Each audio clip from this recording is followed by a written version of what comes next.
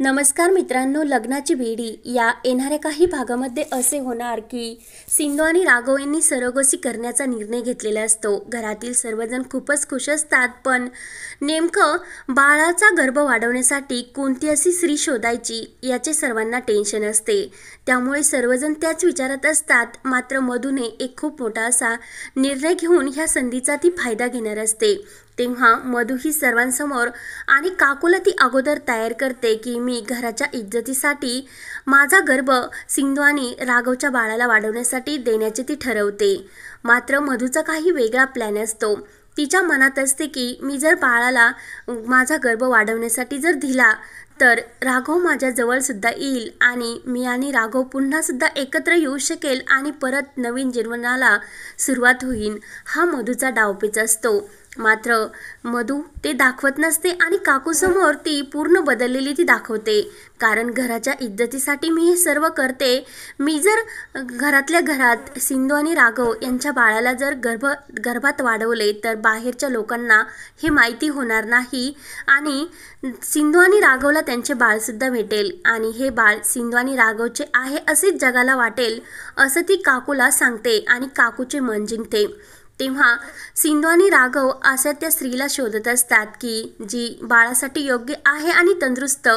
तर लगेच घरात सिंधू राघवला, काकू आणि घरातील सर्वांना बोलावून घेते आणि मधू ह्यासाठी तयार आहे असे ती सांगते। मात्र सिंधू मधूला आपला गर्भ देण्यासाठी तयार नसते, कारण मधूच्या गर्भात आपले बाळ वाढावे असे सिंधू आणि राघव यांना वाटत नाही। तेव्हा ते काकूच्या विरोधी जाऊन तो निर्णय स्वतः घेण्याचे ठरवतात। सिंधू म्हणते की मधुताई कायम काही ना काही शक्कल लढत असतात आणि आतापर्यंत जेव्हा मी घरात आले तेव्हापासून त्या माझ्यावर जळतात। काही ना काही प्रॉब्लेम्स त्या माझ्या जीवनात आणत असतात। मग आता माझे प्रॉब्लेम्स त्या वाढवणार की कमी करणार हेच मला समजत नाही। म्हणून सिंधूला मधूविषयी थोडीशी शंका आलेली असते। तेव्हा सिंधू काकू आणि मधूसमोर म्हणते की डॉक्टरांना अशा स्त्रीची गरज असते की ज्या स्त्रीला अगोदर एखादे मूल झालेले असेल, ती स्त्री या सरोगसी क्रियेद्वारे दुसऱ्याला गर्भ देण्यासाठी तयार असते। तुमच्यासारखी ही अशी कोणतीही स्त्री या शस्त्रक्रियासाठी योग्य नाही। तेव्हा काकू म्हणते तू काय बोलते, मी आता मधूला घेऊन डॉक्टरांकडे जाते। तेव्हा मधू आणि काकू ह्या डॉक्टरांकडे येतात तर डॉक्टर मधूला चेक करतात, कारण मधूच्या सर्व टेस्ट ह्या चांगल्या व्यवस्थित आलेल्या असतात। मात्र जेव्हा काकू या मधूला घेऊन हॉस्पिटलमध्ये आलेले असतात तेव्हा डॉक्टर खुश होतात आणि त्या काकूंना विचारते की रुक्मिणी काकू, राया गेल्यानंतर तुम्ही तुमच्या सुनेचा परत लग्न करण्याचा निर्णय घेतला, खरंच तुम्हाला मानावे लागेल। तर लगेच काकू म्हणते की नाही, मला माझ्या सुनेचे दुसरे लग्न करायचे नाही आणि मी सुद्धा माझे पती गेल्यानंतर दुसरे लग्न केलेले नाही। पण राघव आणि सिंधू यांच्यावर जी आज काही परिस्थिती आहे त्या परिस्थितीचा विचार करून मधूने तिचा गर्भ त्यांच्या बाळाला देण्याचे ठरवले, म्हणजे मधूच्या गर्भात राघव आणि सिंधूचे बाळ वाढेल। तर लगेच डॉक्टर मधू आणि काकूला सांगतात की प्लीज मी तुम्हाला एक गोष्ट सांगते, पण तुम्ही टेन्शन घेऊ नका, कारण सरोगसी करण्यासाठी त्या स्त्रीला अगोदर तिचे एखादे मूल लागते, त्याशिवाय ती ही शस्त्रक्रिया पूर्ण करू शकत नाही। तेव्हा काकू आणि मधूची मात्र बोलतीच बंद होते। त्यानंतर इकडे सिंधू आपल्या हॉस्पिटलमध्ये असते आणि सिंधूने एका बाईच्या नवऱ्याचा जीव वाचवलेला असतो। तेव्हा त्या बाईला कविता नर्सकडून समजलेले असते की सिंधूच्या जीवनामध्ये असे प्रॉब्लेम्स चालू आहे। सिंधू मात्र सर्वांसाठी सुखदुःखात झटत असते, अनेक पेशंटचे जीव ती वाचवत असते, आपली सर्व शक्ती पणाला लावून सर्वांसाठी लढत असते। तेव्हा त्या बाईला सिंधूविषयी खूप अशी आपुलकी वाटत असते। तेव्हा सिंधूने त्या बाईच्या नवऱ्याला जीवनदान दिलेले असते, तेव्हा ती खूपच खुश असते आणि सिंधूचे आभार मानत असते। तेव्हा ती बाई सिंधूला म्हणते की तुमच्या जीवनामध्ये कोणते प्रॉब्लेम चालू आहे ते मला सर्व काही नर्सकडून समजले आणि मी जर तुमच्या प्रॉब्लेम्स हे हलके केले आणि माझे उपकार मला फेडण्याची तुम्हाला संधी मिळेल। तुम्ही माझ्यावर खूप काही उपकार केले आहे आणि मी एक छोटासा उपकार करून तुमचेही उपकार फेडू शकते। माझ्या नवऱ्याला तुम्ही वाचवले म्हणून मी तुमच्या चेहऱ्यावर परत आनंद निर्माण करण्याचा प्रयत्न केला तर चांगले होईल। तर सिंधू म्हणते मला काही समजले नाही। तर ती मॅडम सिंधूला म्हणते की सिंधू, तुमचा काय प्रॉब्लेम्स आहे तो मला समजला आणि मी जर तुमच्या बाळाला माझ्या गर्भात जर वाढवले तर तुम्हाला काही प्रॉब्लेम तर होणार नाही ना. तर सिंधूला खूप आनंद होतो आणि त्या बाईचा नवरासुद्धा सिंधूला म्हणतो की सिंधू तुम्ही प्लीज आमचे काही ना काही मदत जरूर घ्या. आणि ती बाई सिंधूला गर्भ वाढवण्यासाठी द्यायला तयार होते.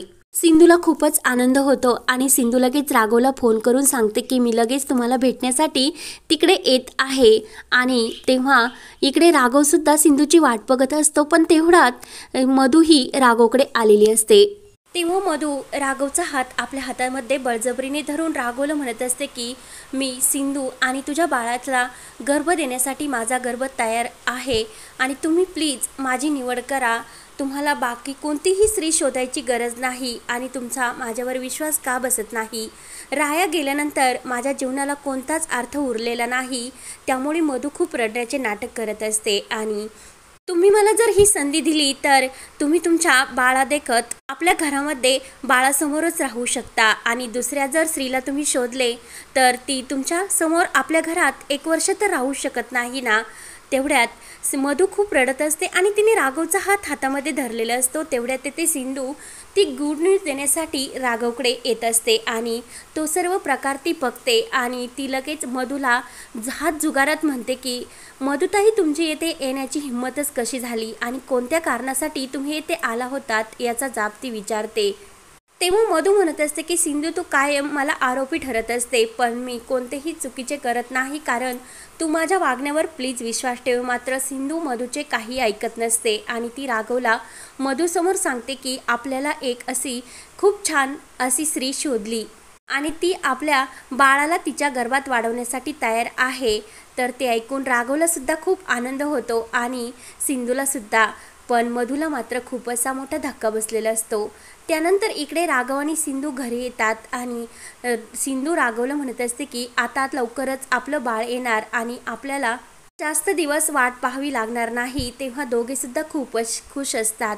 सिंधू म्हणत असते की मी सर्व आपले मेडिकल हे रिपोर्ट आहे ते डॉक्टरांना पाठवले आणि डॉक्टर लवकरच त्या गीताचे सर्व रिपोर्ट आपल्याला पाठवतील. तर लगेच तेवढ्यात तिथे काकू आणि मधू येतात. तर काकू म्हणत असते की मला न विचारल्याशिवाय तू इतका मोठा निर्णय घेतलास कसा. या घरातील मुख्य मी आहे. तुला कोणत्या अधिकाऱ्याने तो हा निर्णय घेतला. तर लगेच सिंधू सांगते की मी होणाऱ्या बाळाची आई आहे त्यामुळे हा निर्णय मी घेतला. मी माझ्या बाळाला मधुताईंच्या गर्भामध्ये वाढवू शकत नाही. तर काकू म्हणत असते की मधूच ह्या सर्वासाठी योग्य आहे. मी मधूची आजच चेकअप करून सर्व ट्रीटमेंट घेऊन आले आणि डॉक्टरांनी सांगितलं की मधू या सर्व बाळाच्या प्रेग्नन्सीसाठी तयार आहे. तर लगेच सिंधू काकूला म्हणते की मी तुमच्या ह्या निर्णयाविरुद्ध आहे. मी मधुताईंना माझ्या बाळासाठी त्यांची निवड करू शकत नाही कारण मला एक खूप छान अशी बाई मिळालेली आहे. तर लगेच काकू म्हणते की कोण आहे ती आणि तिला जर मला अगोदर तू माझ्याकडे घेऊन ये आणि मग मी ठरवील की ती बाई बाळासाठी योग्य आहे की नाही. आणि मग मधू. सिंधू म्हणत असते की काकू हे कायद्याविरुद्ध आहे कारण मधुताई अजून कोणत्याही एका बाळाच्या आई झालेल्या नाही आणि सरोगसीसाठी एका बाळाची आई त्यांना व्हावीच लागते. तर लगेच तेव्हा सिंधू काकूला उत्तर देते की मधुताईंना माझ्या नवऱ्याच्या ऑफिसमध्ये जाऊन त्यांचा हात पकडायची काय गरज होती. मधुताई तेथे सुद्धा गेले होतात आणि डॉक्टरांनी सांगितले की मधुताई एका पहिल्या मुलाची आई नाही त्यामुळे सरोगसी शस्त्रक्रिया त्यांच्यावर होऊ शकत नाही. तरीसुद्धा तुम्ही का त्यांना हॉस्पिटलमध्ये डॉक्टरांकडे घेऊन गेला होतात. आणि माझा आयुष्याचा निर्णय आहे आणि राघवानी माझ्या बाळाला कोणाच्या गर्भात वाढायचे ते आम्ही ठरवणार. काकू तुम्ही यावर तुमचा निर्णय काय आहे ते प्लीज आम्हाला सांगू नका कारण मधुताई माझ्या बाळासाठी योग्य नाही आणि मी त्यांना तो अधिकार देणार नाही कारण बाळाला वाढवण्यासाठी त्याची आईही सक्षम असावी लागते आणि कायद्याविरुद्ध मी जाऊ शकत नाही. तेव्हा सिंधू जोराने ओरडत काकूला सांगते की मी मधुताईंना माझ्या बाळाचा गर्भ देण्यासाठी तयार नाही. असे बोलून सिंधू रागाने तेथून निघून जाते आणि दुसऱ्या दिवशी सकाळी राघव, सिंधू आणि ती गीता हे डॉक्टरांकडे आलेले असतात आणि डॉक्टरांकडे आल्यानंतर गीताच्या सर्व ह्या टेस्ट घेतल्या जातात। तेव्हा डॉक्टर सांगतात की उद्यापासून शस्त्रक्रियेला सुरुवात होईल। तेव्हा गीता तयार असते तेव्हा मधू सुद्धा गुपचूप तेथे आलेली असते आणि मधूला समजलेले असते की हीच ती बाई आहे की सिंधू आणि राघवच्या बाळाला जन्म देण्यासाठी, तिचा गर्भ देण्यासाठी तयार आहे। तेव्हा आता मधू त्या बाईचा पाठलाग करत काय नवीन गेम खेळणार आणि त्या भयानक प्लॅनमुळे ती बाई परत सिंधू आणि राघवचे बाळाला गर्भ देण्यासाठी तयार होणार का, हे पाहण्यासाठी आपल्या चॅनलला लगेच सबस्क्राईब करा। धन्यवाद।